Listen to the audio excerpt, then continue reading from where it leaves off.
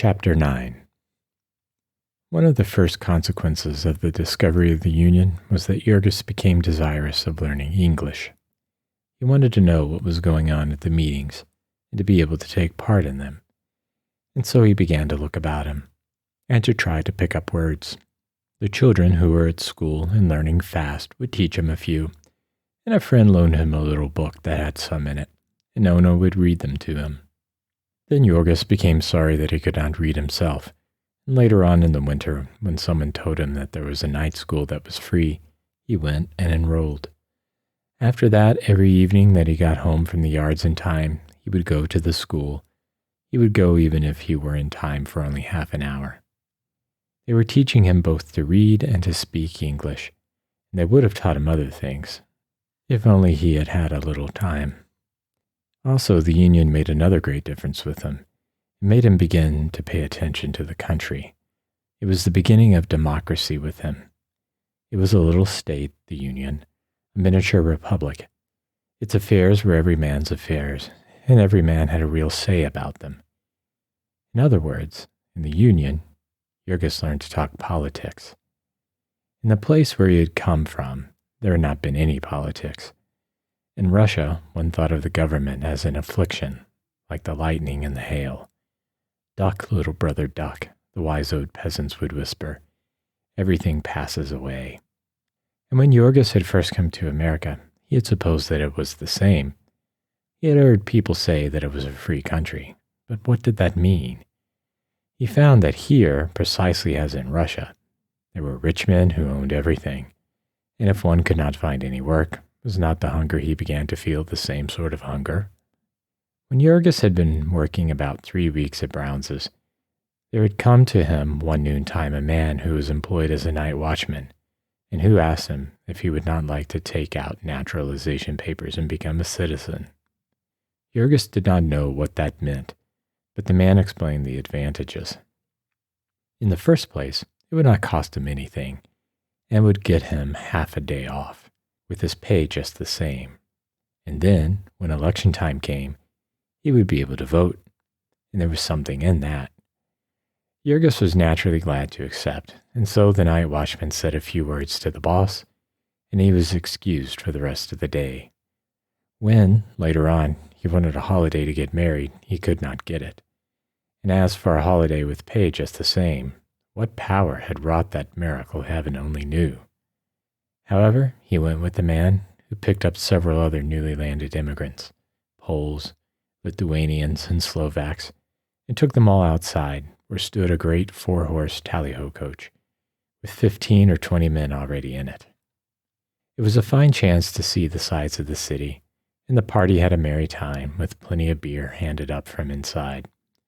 So they drove downtown and stopped before an imposing granite building, in which they interviewed an official who had the papers all ready, with only the names to be filled in. So each man in turn took an oath of which he did not understand a word, and then was presented with a handsome ornamented document with a big red seal and the shield of the United States upon it, and was told that he had become a citizen of the Republic and the equal of the President himself. A month or two later, Jurgis had another interview with this same man, who told him where to go to register. And then finally, when election day came, the packing houses posted a notice that men who desired to vote might remain away until 9 that morning. And the same night watchman took Jurgis and the rest of his flock into the back room of a saloon, and showed each of them where and how to mark a ballot, and then gave each $2 and took them to the polling place, where there was a policeman on duty, especially to see that they got through all right. Jurgis felt quite proud of this good luck till he got home and met Jonas, who had taken the leader aside and whispered to him, offering to vote 3 times for $4, which offer had been accepted. And now, in the Union, Jurgis met men who explained all this mystery to him, and he learned that America differed from Russia, and that its government existed under the form of a democracy. The officials who ruled it, and got all the graft, had to be elected first. And so there were 2 rival sets of grafters, known as political parties, and the one got the office who bought the most votes. Now and then, the election was very close, and that was the time the poor man came in. In the stockyards, this was only in national and state elections, for in local elections, the Democratic Party always carried everything. The ruler of the district was therefore the Democratic boss, a little Irishman named Mike Scully. Scully held an important party office in the state and bossed even the mayor of the city, it was said. It was his boast that he carried the stockyards in his pocket. He was an enormously rich man. He had a hand in all the big graft in the neighborhood. It was Scully, for instance, who owned that dump which Jurgis and Ona had seen the first day of their arrival. Not only did he own the dump, but he owned the brick factory as well. And first he took out the clay and made it into bricks, and then he had the city bring garbage to fill up the hole, so that he could build houses to sell to the people. Then, too, he sold the bricks to the city at his own price, and the city came and got them in its own wagons. And also, he owned the other hole nearby, where the stagnant water was, and it was he who cut the ice and sold it. And what was more, if the men told truth, he had not had to pay any taxes for the water, and he had built the ice house out of city lumber, and had not had to pay anything for that. The newspapers had got hold of that story. There had been a scandal. But Scully had hired somebody to confess and take all the blame, and then skip the country. It was said, too, that he had built his brick kiln in the same way, and that the workmen were on the city payroll while they did it. However, one had to press closely to get these things out of the men, for it was not their business, and Mike Scully was a good man to stand in with. A note signed by him was equal to a job any time at the packing houses, and also he employed a good many men himself, and worked them only 8 hours a day, and paid them the highest wages. This gave him many friends, all of whom he had gotten together into the War Whoop League, whose clubhouse you might see just outside of the yards. It was the biggest clubhouse and the biggest club in all Chicago, and they had prize fights every now and then, and cockfights, and even dog fights.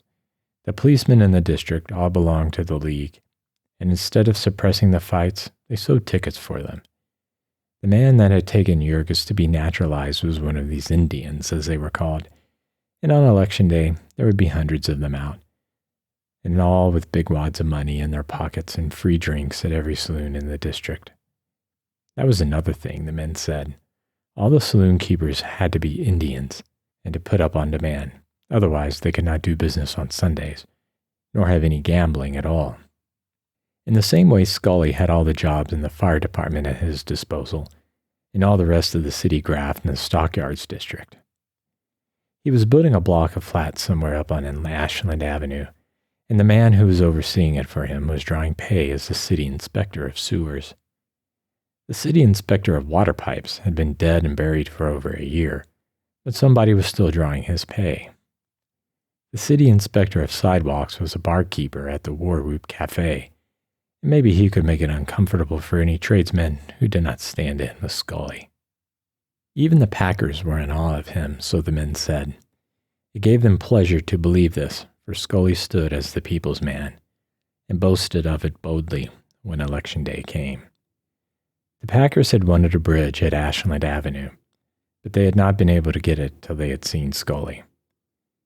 And it was the same with Bubbly Creek, which the city had threatened to make the packers cover over, till Scully had come to their aid. Bubbly Creek is an arm of the Chicago River and forms the southern boundary of the yards. All the drainage of the square mile of packing houses empty into it, so that it is really a great open sewer 100 or 2 feet wide. One long arm of it is blind, and the filth stays there forever and a day. The grease and chemicals that are poured into it undergo all sorts of strange transformations, which are the cause of its name. It is constantly in motion, as if huge fish were feeding in it, or great leviathans disporting themselves in its depths. Bubbles of carbonic acid gas will rise to the surface and burst, and make rings 2 or 3 feet wide. Here and there the grease and filth are caked solid, and the creek looks like a bed of lava. Chickens walk about on it, feeding, and many times an unwary stranger has started to stroll across and vanish temporarily. The packers used to leave the creek that way, till every now and then the surface would catch on fire and burn furiously, and the fire department would have to come and put it out. Once, however, an ingenious stranger came and started to gather this filth and scows to make lard out of. Then the packers took the cue and got an injunction to stop him, and afterward gathered it themselves. The banks of Bubbly Creek are plastered thick with hairs, and this also the packers gather and clean. And there were things even stranger than this, according to the gossip of the men. The packers had secret mains through which they stole billions of gallons of the city's water.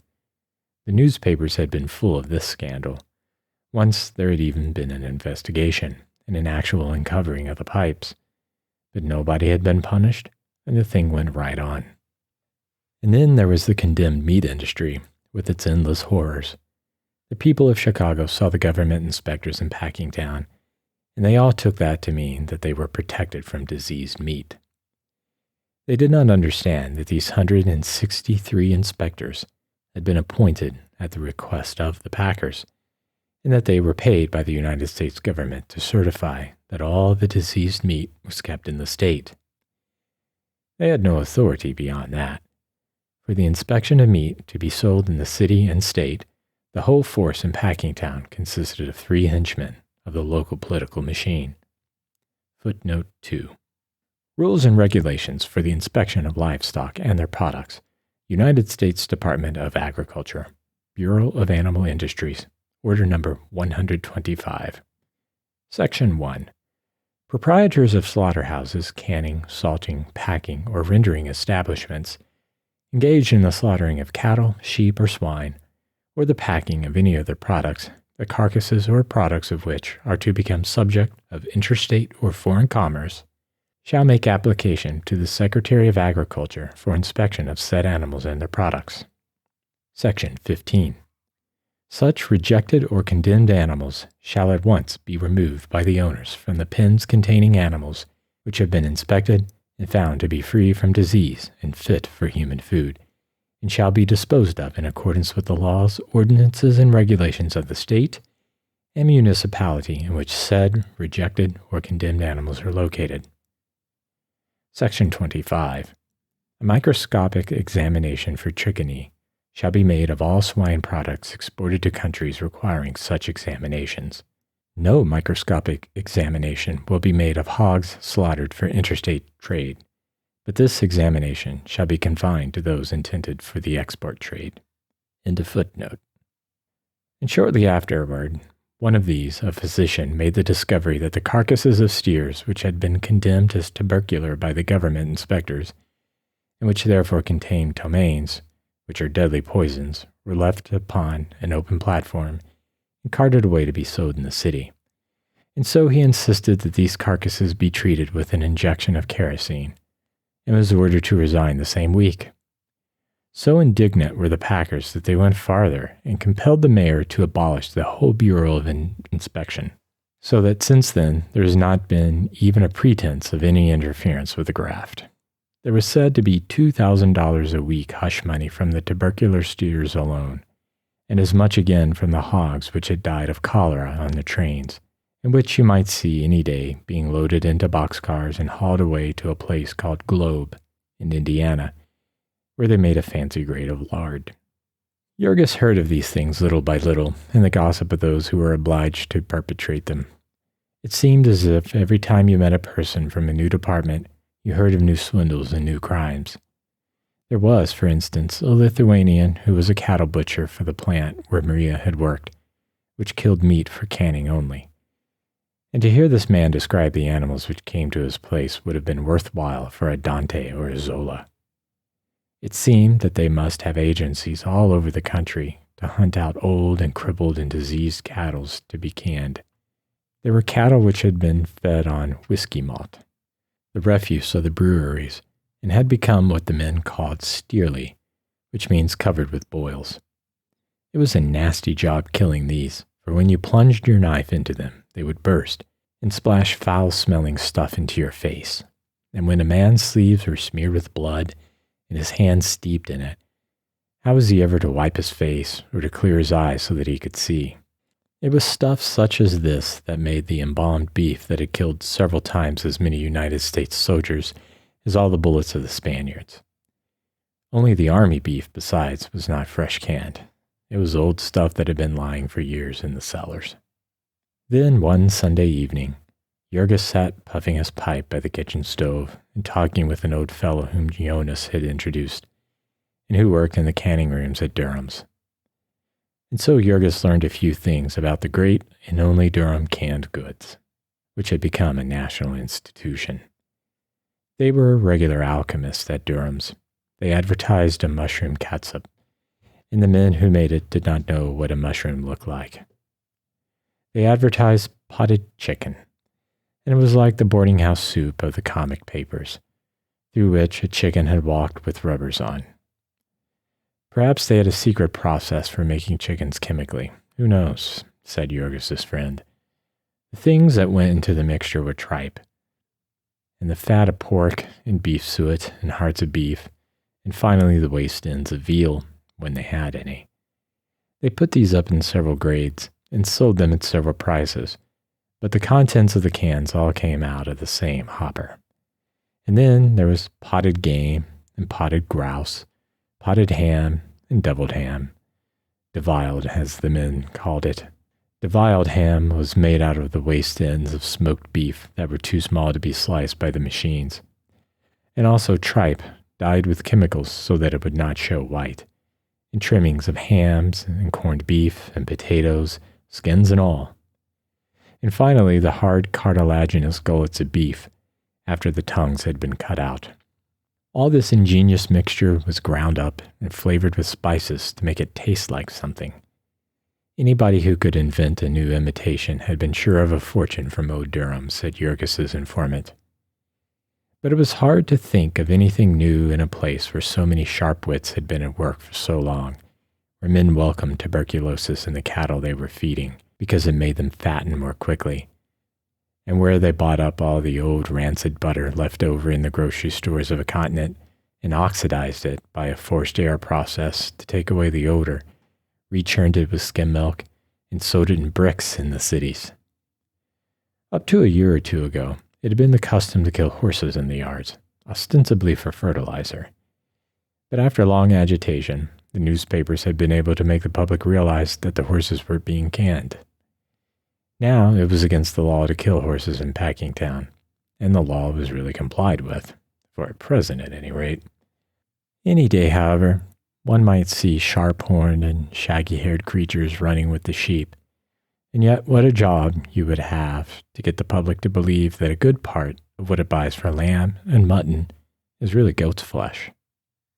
There was another interesting set of statistics that a person might have gathered in Packingtown, those of the various afflictions of the workers.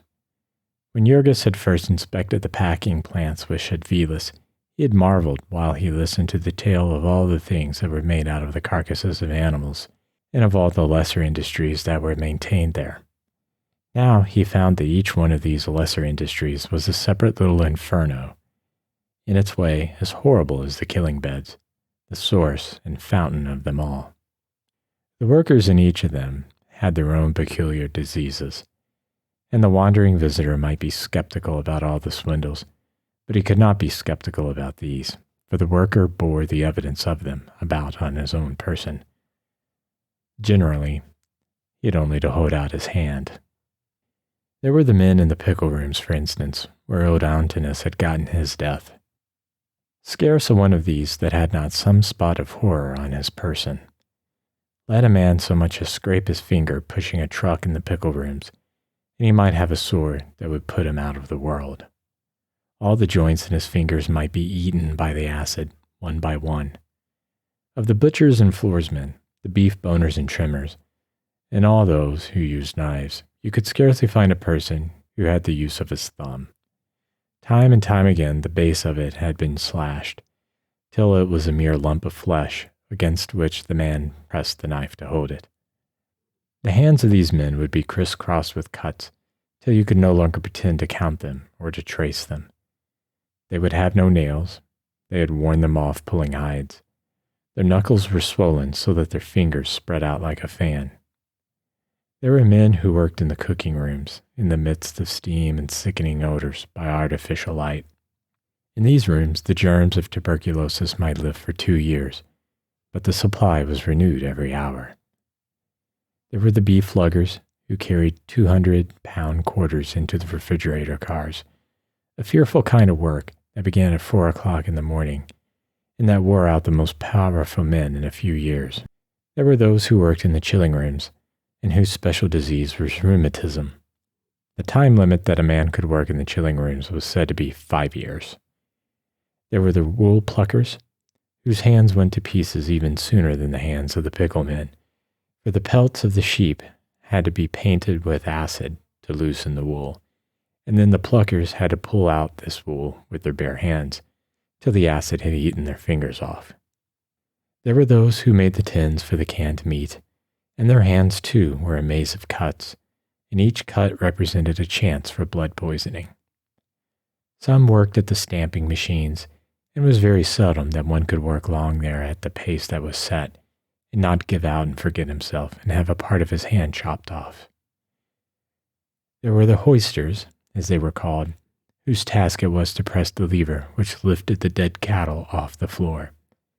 They ran along upon a rafter, peering down through the damp and the steam, and as though Durham's architects had not built the killing room for the convenience of the hoisters, at every few feet they would have to stoop under a beam, say 4 feet above the one they ran on, which got them into the habit of stooping, so that in a few years they would be walking like chimpanzees. Worst of any, however, were the fertilizer men, and those who served in the cooking rooms.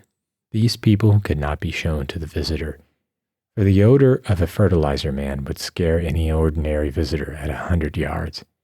And as for the other men, who worked in tank rooms full of steam, and in some of which there were open vats near the level of the floor, their peculiar trouble was that they fell into the vats, and when they were fished out, there was never enough of them left to be worth exhibiting. Sometimes they would be overlooked for days, till all but the bones of them had gone out to the world as Durham's pure beef lard.